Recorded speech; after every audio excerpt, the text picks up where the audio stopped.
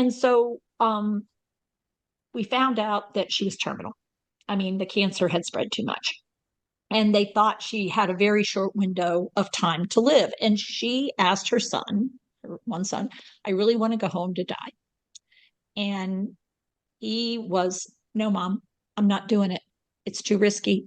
I don't feel okay doing this. And it was like, so I advocated for, I said, well, maybe if we could, like we could work on some things and she could do it. And he was like, absolutely not.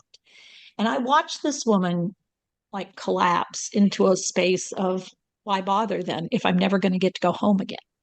And I will say he was a good son, but he wasn't a skilled son.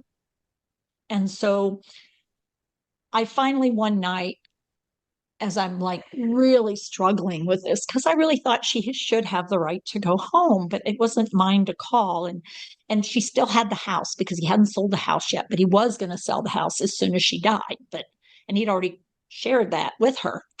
That he was going to sell the house after she died. And sort of like, like I said, he wasn't really skilled. He was really careful because he really didn't want her going home. He wanted her safe. And the thing was, he had a hard time believing that she wasn't actually a whole lot safer in the facility than she would have been at home. She'd already had another fracture.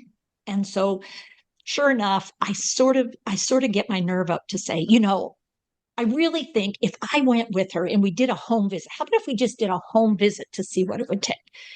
And he finally got to where, fine, you can take her. I'm not taking her. I'm not going to be there. I can't stand this. And I was like, okay. So the day we were going to do the home visit, she fell out of bed and broke her hip again.